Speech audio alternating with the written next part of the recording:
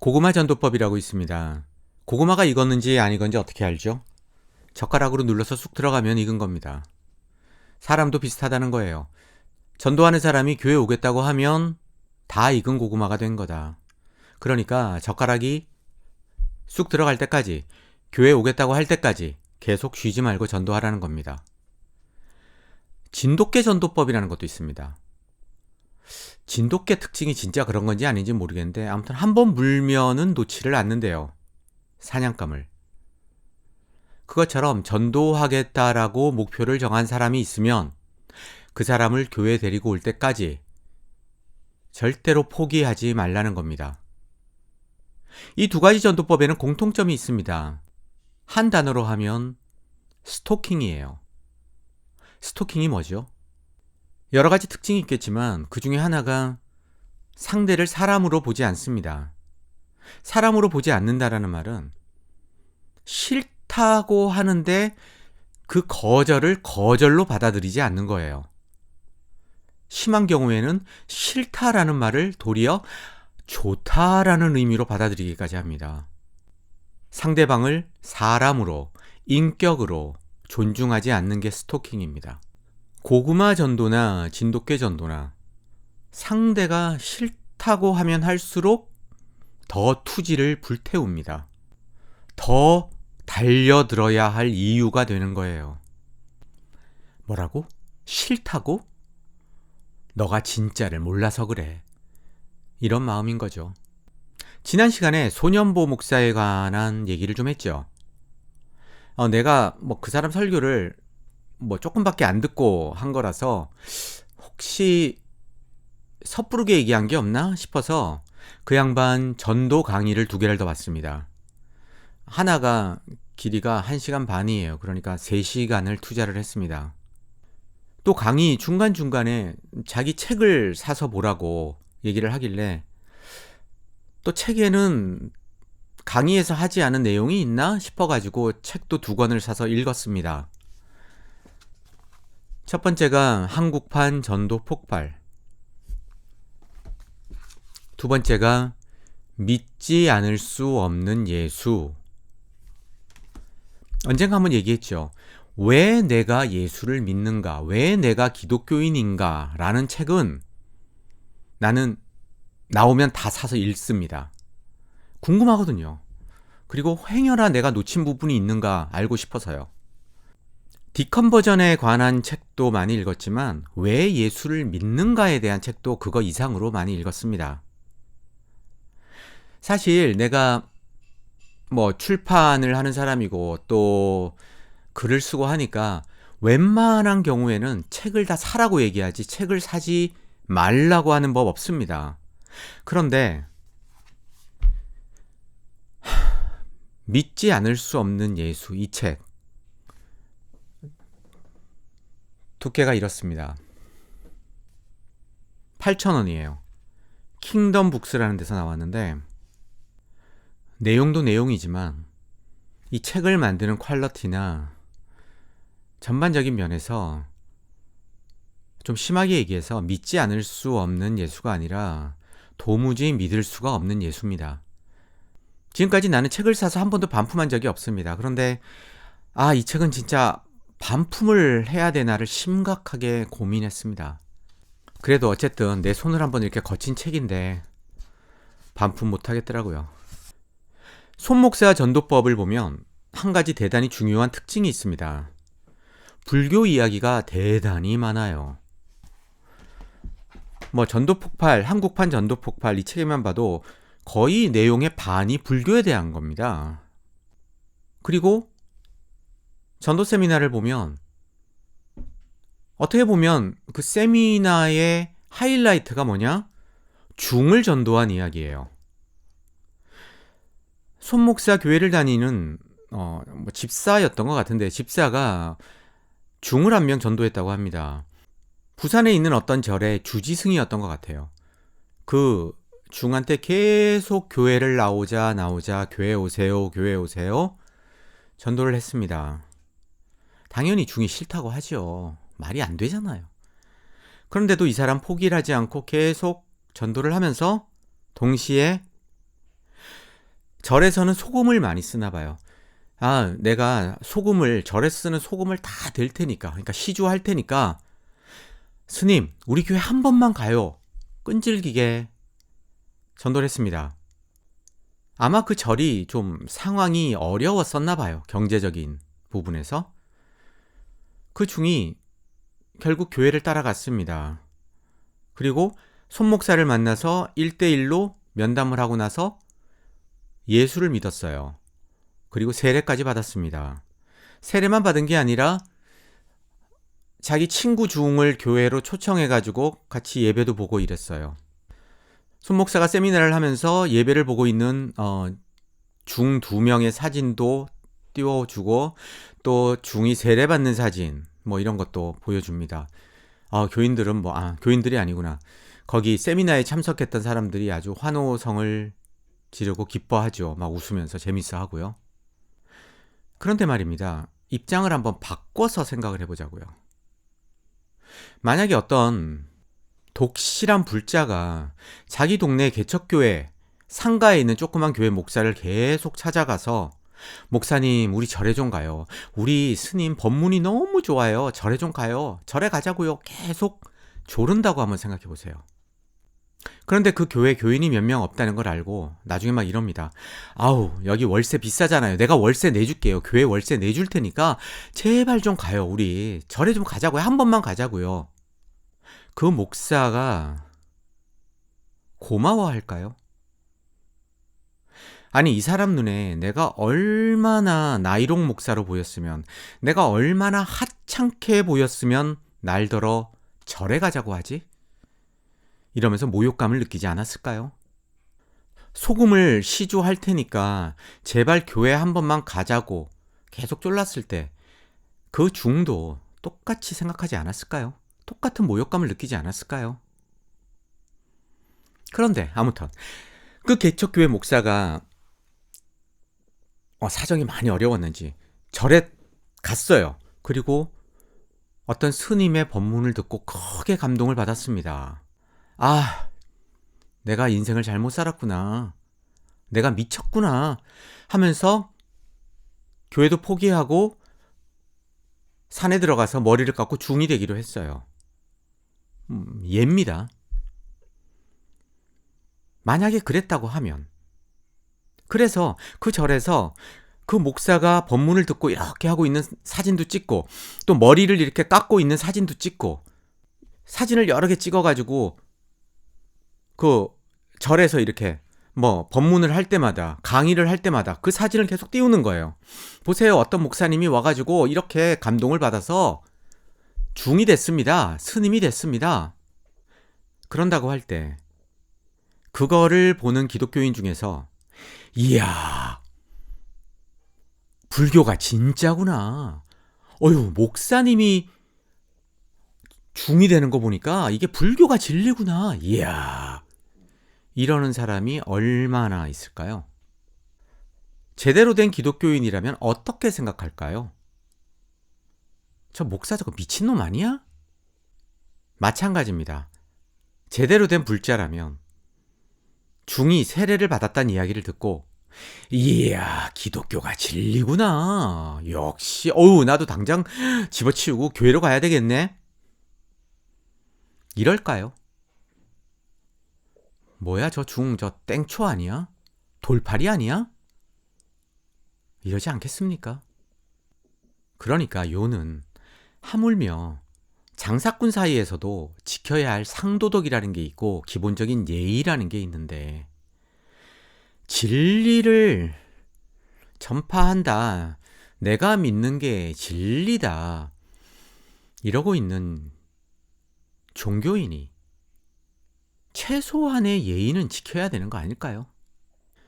그런데 기독교에는 그런 생각 자체가 없죠. 목사가 중이 되는 건 그 목사가 또라이라서 그렇지만 중이 세례를 받는 거, 중이 목사가 되는 건 기독교가 진리이기 때문이다 라고 생각합니다. 자, 이런 식의 어떤 기독교의 사고방식, 여기에는 두 가지 기독교의 어떤 본질이라고 할까요? 그런 게 숨어 있습니다. 뭐 첫 번째는 되게 쉽지요. 너무 뻔하죠. 우리는 달라. 우리는 특별해. 이겁니다. 아주 오래전에 열심히 나름 믿을 때 방언을 공부하고 방언에 대한 책을 하나 썼습니다. 그때 아주 깜짝 놀랐어요. 나는 기독교의 방언에 뭔가 특별한 게 있는 줄 알았어요. 그런데 알고 보니까 모든 종교에는 다 방언이 있더라고요. 뭐 종교까지 갈 것도 없습니다. 그냥 뭐 사람이 미쳐가지고 정신 빼놓고 막 북치고 장구치고 하면 다 방언해요. 그러니까 이거는 방언은 그냥 뇌 현상이에요. 사람이 어떤 단계에 이르면 그냥 터져 나오는 뇌 현상 이상도 이하도 아닙니다. 나야 뭐 당시에 기독교가 진짜라고 믿었지만 기독교의 어떤 그 진리성 여부가 방언 여부에 따라서 결정된 게 아니니까 상관이 없지만 방언 때문에 기독교 믿는 사람 많습니다. 방언 때문에 이야 이게 진짜구나 하는 사람 많아요. 그런 사람들한테는 이게 심각한 문제가 되어야 하는데 사실은 그렇지가 않아요. 왜? 기독교의 기본 마인드 우리는 달라. 우리는 특별해. 방언 다 똑같아? 뭐 언어학적으로 뭐 음성학적으로 뭐 아무런 차이가 없다고? 기독교 방언이나 뭐 불교 방언이나 뭐 알래스카인이 하는 방언이나 다 똑같다고? So what? 기독교는 달라. 그래도 기독교는 특별해. 이렇게 생각합니다. 당시에 내가 기독교가 진리라고 생각했던 가장 큰 이유는 기독교의 경전이 진리였다고, 거짓이 없는, 오류가 없는 진짜 야훼의 말씀이라고 믿었기 때문이죠. 그러다 보니까 나중에 이제 그게 뭐 삼국유사나 그리스 로마 신화나 뭐 이슬람의 쿠란이나 이거와 하나 다를 바 없는 고대 문서라는 걸 알게 되었을 때 나한테는 말 그대로 그 천지가 무너지는 그런 경험이었는데요. 대부분의 기독교인에게는 그것도 상관없습니다. So what? 기독교는 특별해. 기독교는 달라. 이겁니다. 사실상 제우스하고 야훼하고 하나도 다를 게 없어요. 둘이는 뭐 똑같아요. 구약 성경은 바알을 아주 무시하지만 바알을 무시한 이유가 있습니다. 야훼에 비해서 월등한 신이거든요. 내가 오래전에 그 전도를 열심히 하고 다녔다고 여러 번 얘기했잖아요. 미국에서 비즈니스 할 때 프레젠테이션 하는 회사 가면은 꼭 끝나고 나서 사형리를 가지고 전도를 했습니다. 얼마 전에 그 거라사 돼지 사건 가지고 올린 게 있는데 그걸 한번 들어보세요. 그거 아주 중요한 얘기인데 왜 안 듣는지 잘 모르겠네. 한번 들어보세요. 아무튼 그 거라사 돼지 얘기에 관심을 갖게 된 것도 전도하다가 만난 사람 때문입니다. 아무튼 이렇게 전도를 하다 보면 열에 거의 9명, 10명, 거의 10명이죠. 10명은 다 그냥 마음에 안 들어도 고개를 끄덕끄덕하고 들어요. 아마 이런 것도 있을 거예요. 동양에서 온 애가 자기한테 막 기독교를 막 전하고 그러니까 좀 신기한 것도 있었을 것 같아요. 여러분 안 그렇겠어요? 저기 동남아에서 온 친구가 막 우리한테 와가지고 막 당군이 얼마나 위대하고 막 이런 얘기하면 안 신기하겠어요? 재밌을 거 아니에요. 근데 뭐 모든 사람이 다 그냥 말없이 듣기만 하는 건 아닙니다. 오늘 소개하려는 사람도 내가 전도하니까 이렇게 살짝 발끈했던 사람인데, 자, 아무튼 사형리를 이렇게 알려주는데 사형리가 뭐죠? 4가지 영적 원리를 줄임말입니다. 첫 번째 영적 원리가 뭐냐? 하나님은 당신을 사랑하고 당신을 위해 놀라운 계획을 가지고 있습니다. 이거예요. 그래서 내가 딱 그렇게 읽어줬죠. 하나님은 당신을 사랑하고 당신을 위해 뭐 저쩌고. 그랬더니 그 친구 이러고 있다가 나보고 그러는 거예요. 미스터 옥, 그래? 당신이 믿는 하나님이라는 신이 나를 사랑한다고? 나를 향한 뭐 놀라운 계획을 가지고 있다고? 네, 그렇습니다. 그럼 일단 그 신이 있다는 거를 먼저 좀 증명 좀 해보지? 그러는 거예요. 당연한 거잖아요. 아니, 일단은 그 신이 있어야 뭐 사랑을 하든 말든 뭐 계획을 가지고 있던 계획을 파기하든 할 거 아닙니까?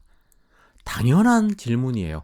왜냐하면 사형리는 이미 야훼가 존재한다라는 것을 전제로 깔고 들어가거든요. 여러분, 전도 폭발이라고 있어요. 그것도 전도 프로그램인데 첫 번째 질문이 뭔지 압니까? 당신은 오늘 밤 죽으면 천국에 갈 준비가 되어 있습니까? 그게 전제로 깔고 있는 건 뭐죠? 죽으면 천국이든 지옥이든 내세가 존재한다라는 겁니다. 그게 전제예요. 그 다음 전제는 뭐죠? 그런 거를 만들어 놓은 야훼가 존재한다라는 거예요. 그 모든 걸 다 깔고 들어가는 겁니다. 그런데 그런 식으로 아무튼 딱 나올 때 그 전제에 대해서 질문하는 사람 거의 없습니다. 그래서 내가 그 사람한테 어떻게 대답을 했냐? 그 전에 먼저 솔직히 나는 대단히 모욕감을 느꼈어요. 하나님이 있는 거를 증명하라는 그 말 자체가 나한테는 어떻게 들렸냐면, 야 옥성호, 네가 사람이라는 걸 먼저 증명해. 이런 식으로 들렸어요. 아니, 하나님이 없는 게 말이 되냐고. 하나님이 야훼가 있으니까 너도 있고 나도 있고 다 있는 거 아니야? 지구도 있고 태양도 있고 다 있는 거 아니야?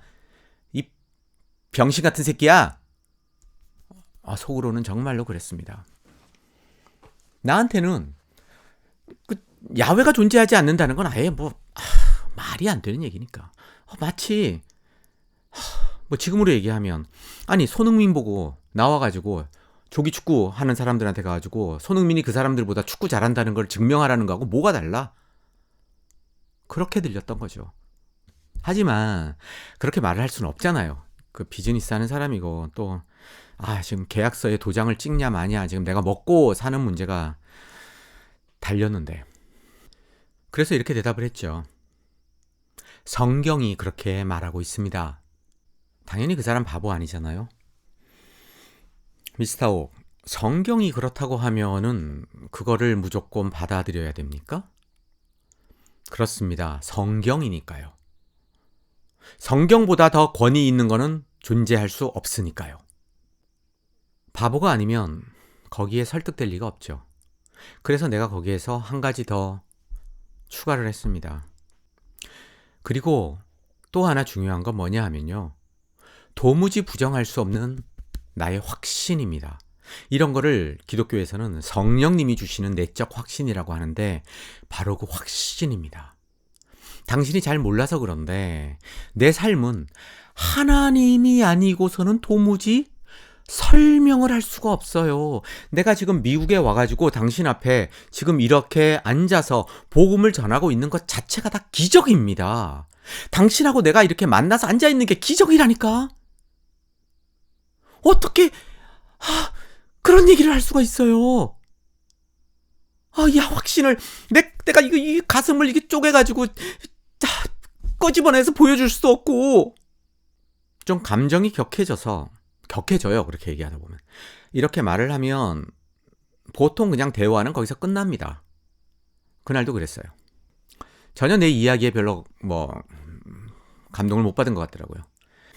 그래, 네가 구원받을 놈이었다면, 구원받도록 정해져 있는 하나님이 택한 사람이었다면 하나님이 존재하냐는 둥 이런 건방진 소리를 했겠냐? 그렇게 생각을 했습니다. 물론 당신을 위해서 기도하겠습니다. 말은 그러고 나왔지만요. 만약에 지금 나한테 과거에 한 20년 전에 그 옥성호가 찾아와가지고 똑같이 전도를 한다면, 그리고 나한테 막 울먹울먹 하면서 그 과거의 옥성호가 도저히 내 인생은 설명이 안 되거든요. 기적이군요. 이 내적 확신 어쩌라고. 나 미칠 것 같은데. 심장을 꺼내 보여줄 수 없고. 그런다면 난 아마 이렇게 대답할 겁니다. 나는 당신이 느끼는 거하고 전혀 차이 없이 똑같이 확신을 느끼는데, 내가 얼마 전부터 사실 제우스를 믿는데 제우스 때문에 내가 정말로 이제야 정말로 인생의 보람을 느끼고 살 것 같은데, 제우스가 나를 얼마나 사랑하는지를 깨닫고 나니까 정말로 이제는 당장 죽어도 여한이 없다 이런 마음으로 사는데, 제우스만 생각해도 눈물이 뚝뚝 떨어질 것 같은데 왜 나는 가짜고 당신은 진짜지요? 왜 내가 느끼는 확신은 엉터리고 당신이 느끼는 확신은 진짜지요? 왜 제우스는 가짜고 야훼는 진짜지요? 이렇게 묻는다면 그 과거의 옥성호가 뭐라고 대답할까요? 뻔하죠. 우리는 달라. 기독교는 다르다니까. 기독교만 진짜니까. 뭐? 너도 그렇게 확신을 느낀다고? 가짜야 그거. 사탄은 성령의 얼굴로 와서도 사람을 미혹합니다. 가짜예요. 나만 진짜예요. 그러겠죠. 그러니까 다른 종교를 통해서 뭐 삶의 의미를 찾았다. 인생의 목적을 찾았다. 난 정말 행복하다. 이런 사람은 기독교인의 눈에 그냥 다 뭐죠? 미친 거죠. 미친 사람인 거죠. 네. 그냥 사이비에 빠진 사람인 거죠. 나만 진짜니까. 그런데 뭐라고? 예의를 차리자고?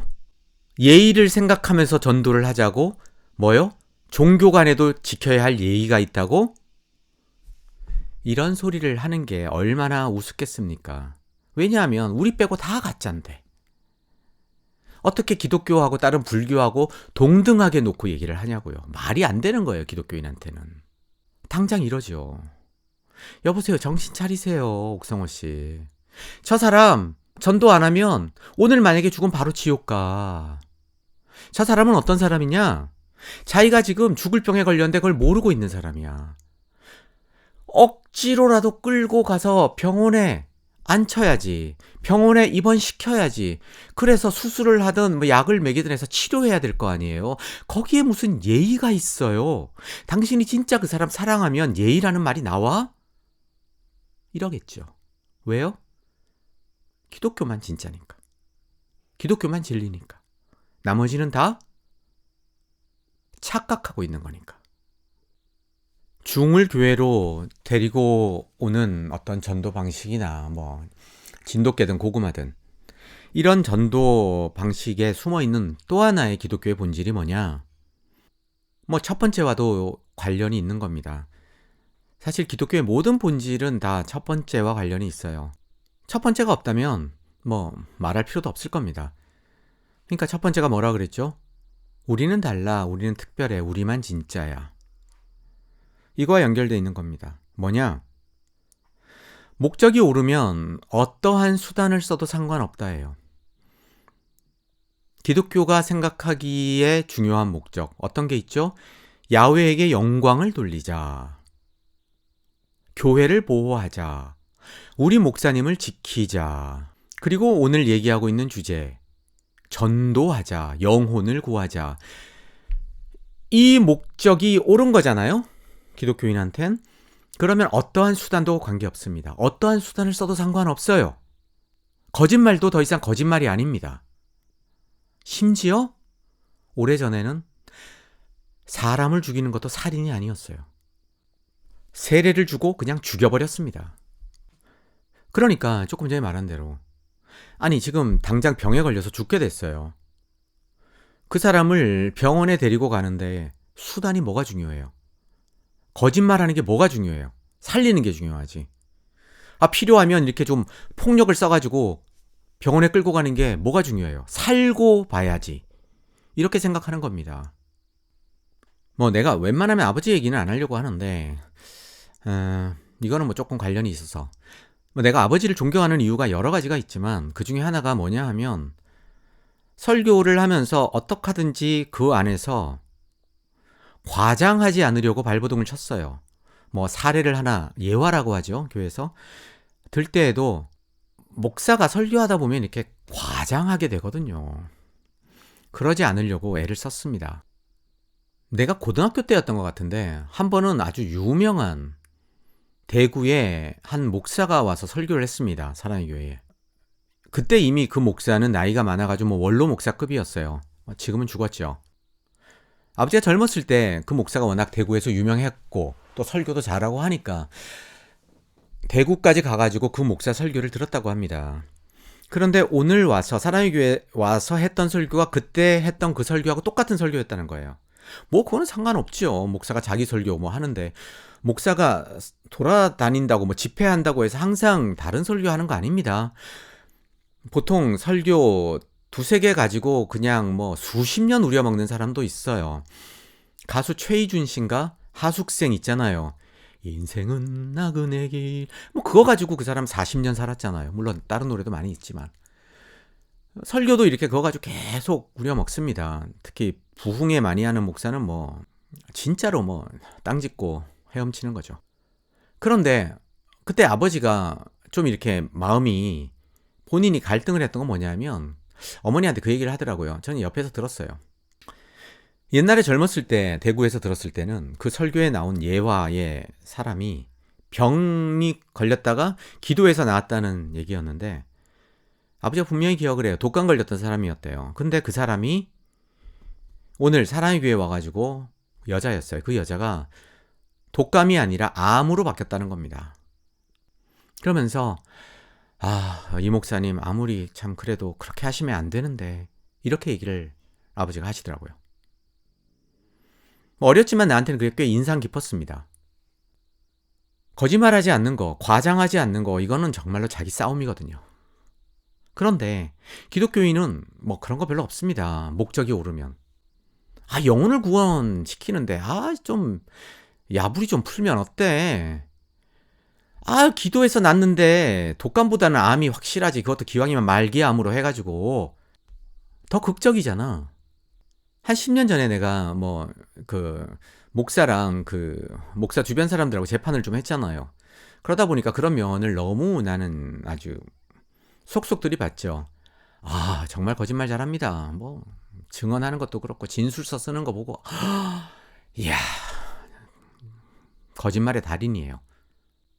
왜 그럴 수 있을까요? 목적이 오르니까 하나도 양심의 가책이 안 되는 겁니다. 다시 말하지만 거짓말이 아니에요.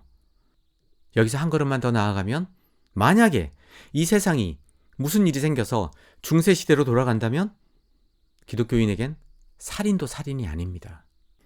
다시 손목사 이야기로 돌아가죠. 전도 세미나 보면 책에도 불교 얘기가 많은데 참 불교 얘기 많이 합니다. 왜 그럴까 가만히 생각을 했더니 몇 가지 이유가 있는 것 같아요. 내가 생각하기에 첫 번째 이유가 중전도한 거 얘기 많이 하잖아요. 이런 것 같아요. 손목사 책에도 전도가 정말로 쉬워요 이런 책이 2권이나 있는데 전도가 쉽다라는 얘기를 하고 싶어서 불교 얘기를 많이 하는 게 아닐까? 그러니까 이렇게 다들 이렇게 와서 듣는 사람들이 목사들이잖아요. 세미나니까 이런 거죠. 나는 중도 전도한다고. 그런데 당신들 그냥 일반 사람 전도하는 게 뭐가 어려워요? 쉬워요. 전도 정말 쉬워요. 이 얘기를 하고 싶어서 이 부분을 강조하고 싶어서 불교 얘기, 중전도한 얘기를 많이 하는 게 아닐까? 그리고 두 번째 이유로 생각해 볼 수 있는 건 손목사 교회가 부산에 있다라는 점 때문입니다. 부산하고 경남은 전통적으로 불교가 좀 강하잖아요. 그러니까 정면 돌파를 하는 거죠. 불교 얘기 많이 하는데 부처 얘기 많이 하고요. 또 성철 스님 얘기를 많이 합니다. 이 책에도 나오는데 한 부분만 읽을게요. 성철 스님의 유언이라고 세미나에서 손 목사가 빼지 않고 언급하는 부분입니다. 내 죄는 산보다 높고 바다보다 깊은데 내 어찌 감당하랴. 우리는 구원이 없다. 죄값을 해결할 자가 없기 때문이다. 내가 잘못했다. 나는 인생 잘못 선택했다. 나는 지옥에 간다. 이게 성철 스님의 유언이랍니다. 그리고 이렇게 썼습니다. 위 성철 스님 유언에서도 보듯 일평생 믿었던 것이 가짜라는 사실을 알게 되었을 때 그 상실감은 말로 다 할 수 없을 것이다. 결국 불교는 사회적인 도덕과 질서를 지키는 윤리는 될 수 있어도 구원을 주는 종교는 아니다. 앞에서 했던 얘기를 다시 하자면 이렇게 성철 스님을 언급하는 게 과연 예의에 맞는 거냐. 불교의 어떤 고승이 계속해가지고 한경직 목사라든가 이런 사람을 계속 언급하면서 그 사람이 인생 헛살았다라는 식으로 얘기를 한다면 어떤 한 사람의 인생을 얘기하는데 어느 순간에 했던 어떤 한마디를 가지고 그 사람을 재단할 수 있을까요? 그 사람이 평생 했던 얘기를 싹 다 날려버리고 죽기 전에 했다는 한마디를 가지고 그 사람을 얘기할 수 있습니까? 그 사람을 헛살았다라고 얘기할 수 있습니까? 이건 뭐 우리 아버지 얘기를 또 해서 그렇지만 우리 아버지가 죽기 전에 만약에 내가 참 누구누구를 안 데려왔어야 되는데 참 내가 실패했구나.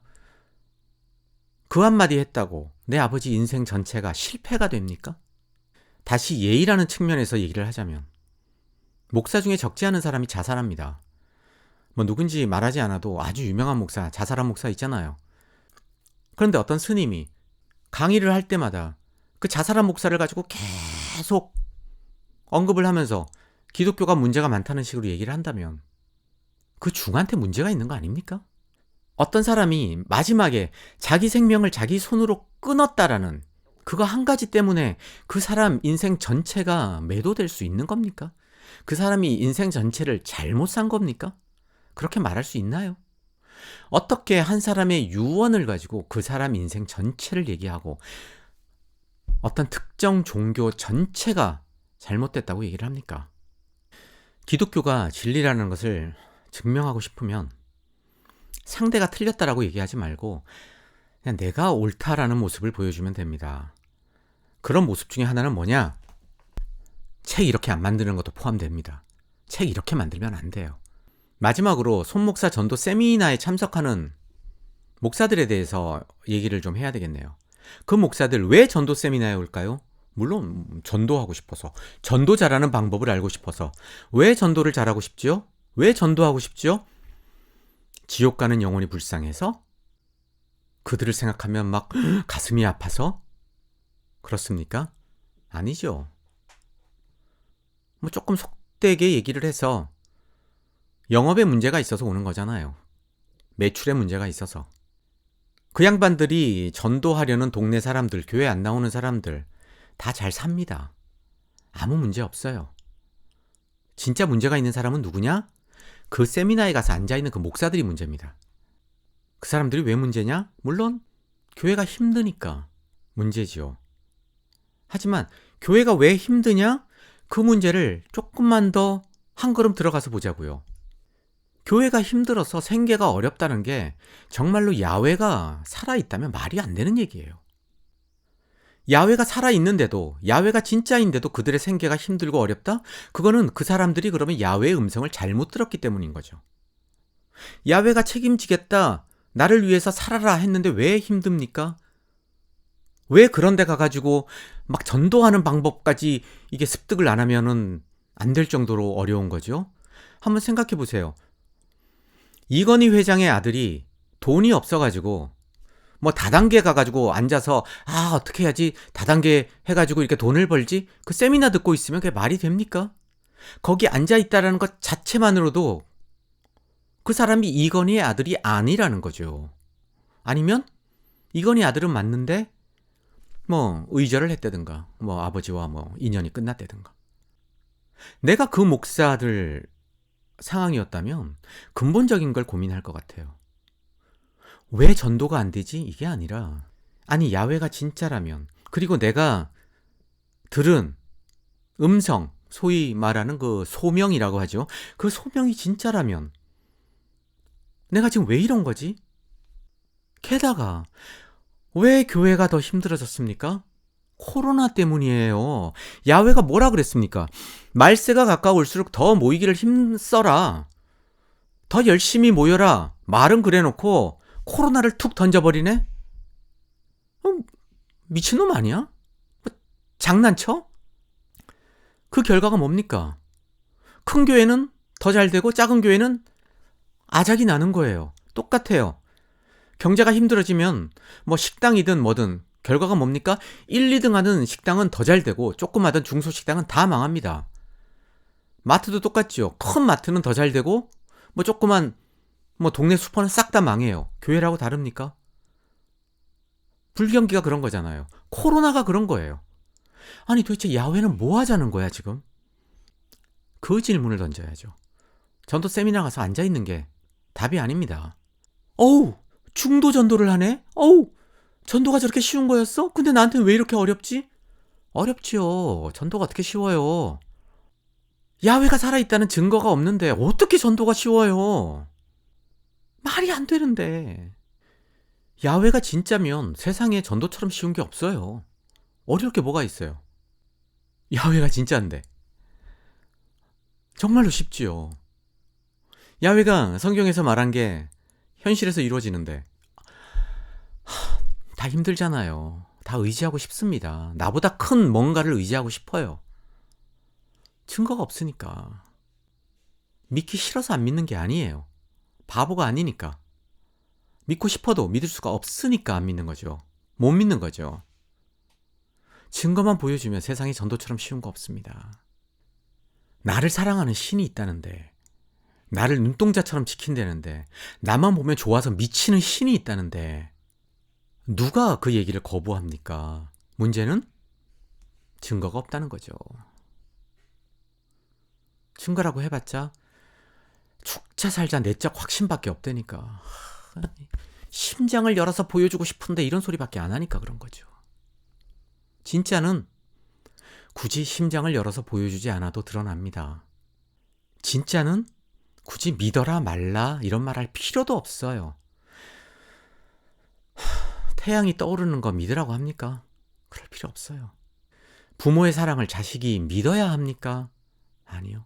진짜와 가장 어울리지 않는 단어가 하나 있다면 바로 그건 기독교에서 가장 중요한 단어, 믿음이라는 단어입니다.